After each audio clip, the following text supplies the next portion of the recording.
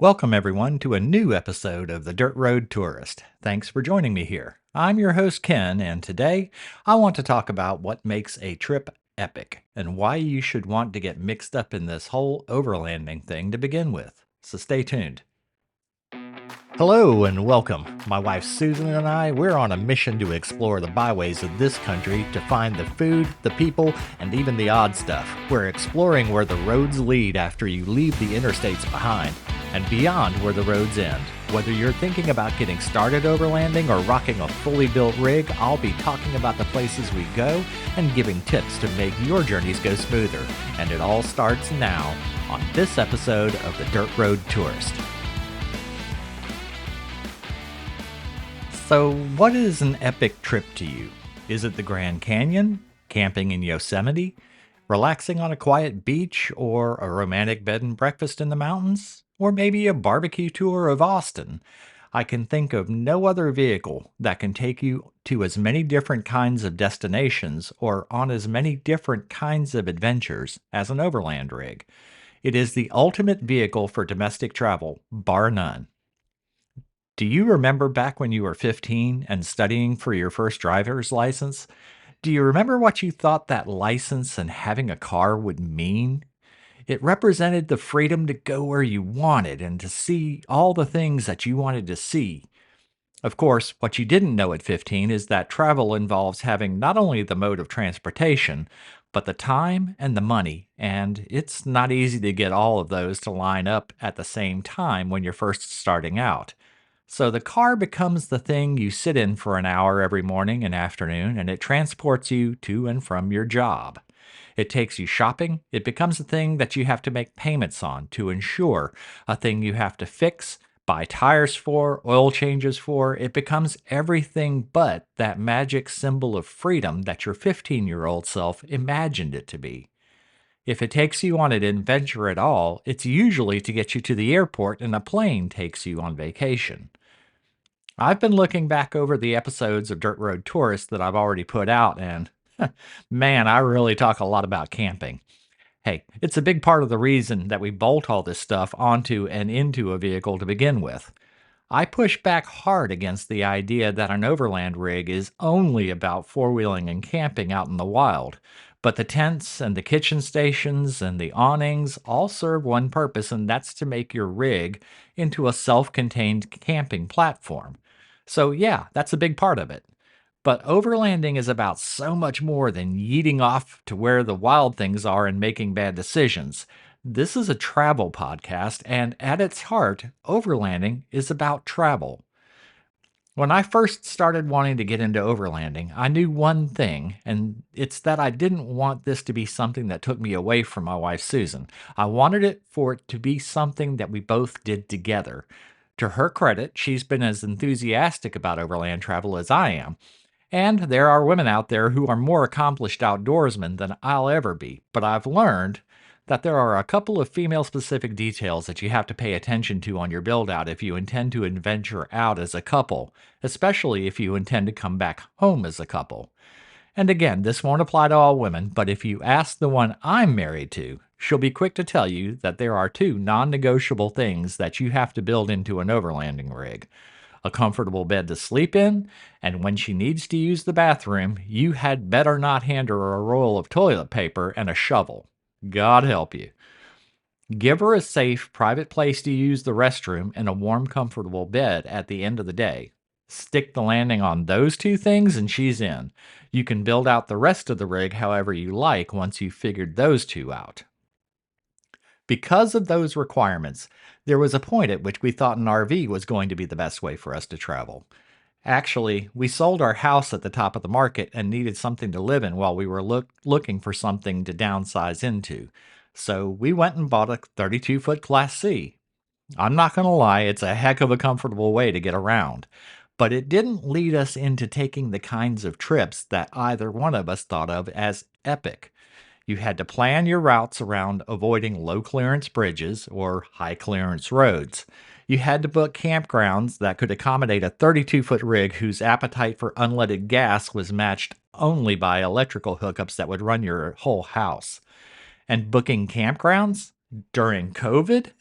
Good luck, my travel starved friend. I think there are people from back in 2021 who are still waiting for some time in the next administration for a few of their more coveted reservations to finally roll around.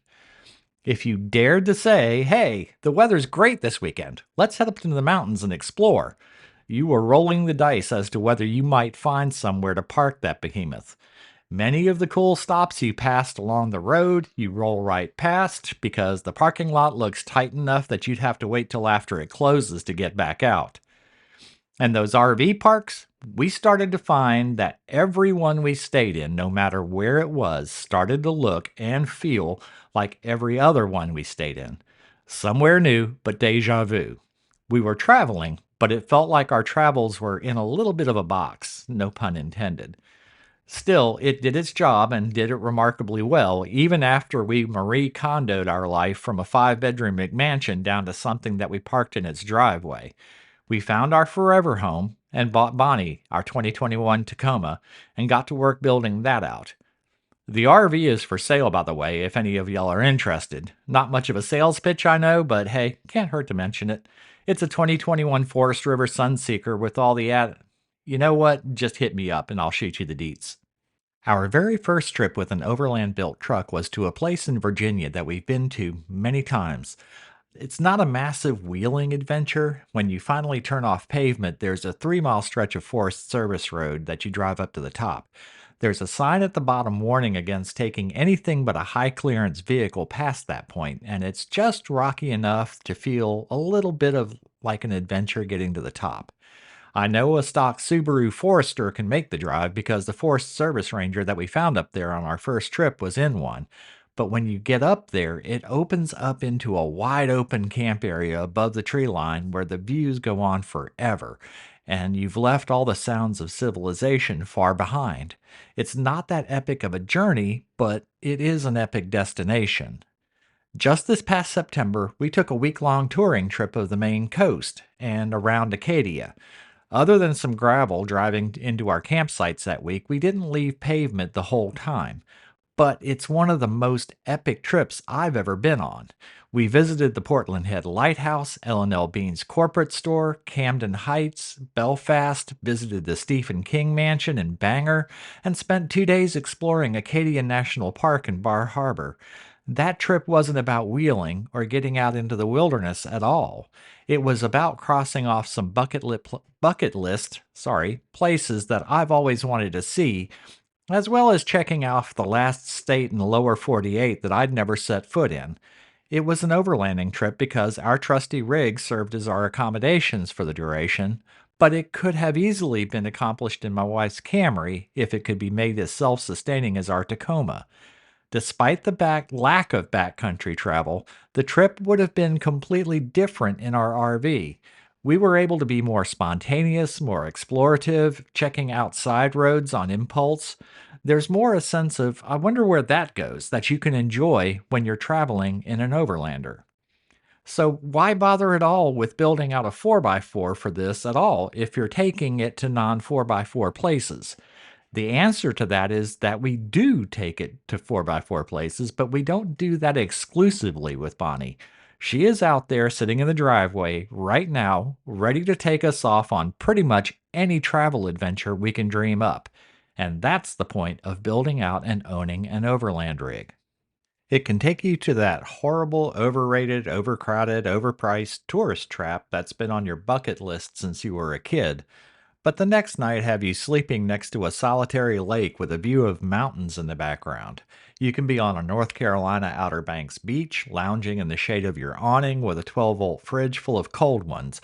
You can enjoy everything from fine dining to drive-ins, diners, and dives on your travels. Stay in a luxury hotel one night and sit around a campfire the next. This is the ultimate form of travel. It represents the freedom that your childhood self imagined a vehicle to be. So this is why we chose the Tacoma as our platform for our rig. We certainly didn't pick it for the gas mileage. It doesn't have to be that, but the idea is to pick something that's going to have you ready for as many different kinds of adventures as possible. Overlanding is a term that was born in the Australian outback, coined by cattle drivers, and has always had kind of a Steve Irwin slogging down a trail swatting away hyenas and crocs kind of cachet. But I feel like the definition of it is expanding here in the States to be more travel oriented, which is really more what it was about to begin with. Like most people who have been doing this for any amount of time will tell you, start with what you have and get out there, whether that's a four-wheel drive, a two-wheel drive, motorcycle, one-wheel drive, a minivan. Heck, I've seen a guy who posted a Mazda Miata that he's put a lift and large off-road tires on. I don't know what he uses as a sleep system, but the vehicle itself is pretty rad. But get out, see if you even like it and what types of travel are important to you, and the things you want and need to add to your rig will become apparent over time. If you need any inspiration about what gear you might need, just go back and listen to other episodes of my podcast. Hit the like and subscribe and go back and to listen to some of my earlier episodes. I'll give you plenty of ideas about what gear to add to your loadout. I've talked about some of the trips that we have lined up for 2025 in my last episode. I've been putting together some sticker designs and have used a few of the Facebook groups I frequent as focus groups to kind of give me feedback on what works. If you see Bonnie out there on our travels this year, hey, be sure to stop and say hi. Meeting people who actually listen to my show would be a huge boost to the spirits. We've got several more, how do I say, overlandy trips planned as well, and I want to start posting some videos of those on YouTube, so keep an eye out for those. Oh yeah, I don't think I've ever mentioned here that DRT is actually on YouTube, but we are. It's the audio only podcast, like whatever platform you're listening to me on now, just over there. I don't like doing video podcasts because I think it's an oxymoron. A podcast is audio. If you add video, then you're making a video. They're completely different mediums. So any videos I put out will be on top of this, but I do want to get more into that kind of stuff this year. Anyway, this is the reason I advocate for overlanding as a form of travel and exploration. Trips can be epic, planned excursions, or be spontaneous weekend, hey, let's go exploring affairs. It's a way of getting you out more and experiencing more of this world we live in. Poke around the lesser explored parts of it. Take the time to talk to the people you encounter out there. Try the food. Most of all, I feel like it is a reclamation of the spirit of the classic road trip, the kind of Route 66 adventure that people had when it was still Route 66. It's not so much passing through a place, or worse yet, flying over it, but taking a weekend or a week or a month to immerse yourself into a place. Learn what made it into what it is today. I feel like every trip, no matter how small, should be taken with the objective of returning at least a slightly different person than the one who embarked. St. Augustine once wrote, "The world is a book, and those who do not travel read only one page. I am not the same having seen the moon shine on the other side of the world." This is your call to be a traveler, an adventurer, a tourist, a dirt road tourist. Hey, if you like what you hear, please consider hitting that like and subscribe button. Just doing that really helps the show rise up in the search results and helps other people find it. If you're listening for the first time, head over to www.dirtroadtourist.com. There you'll find links to send comments, links to the show on Apple Podcasts, and all of our social media accounts. I love hearing from listeners, and you can drop me a line at ken@dirtroadtourist.com. If you've got a topic idea, hey, I'm all ears. I have to come up with something new to talk about every week, and let me tell you, it's the hardest part about making one of these shows. So if there's something you actually want to hear, I'll be more than happy to make the episode. So sorry, this is going to come in as one of my shortest episodes to date, mostly because, as Forrest Gump said, that's all I've got to say about that. But that isn't all I've got to say about travel, exploration, and overlanding. Tune in next week where I'll be sure to have something else to fill up an episode with. I've been doing this for several years now, and I'm nowhere near tired of it yet. I'll be back with more to help you find your own adventure, your own journey, and your own way of traveling. As always, have yourself a great week and go see something amazing.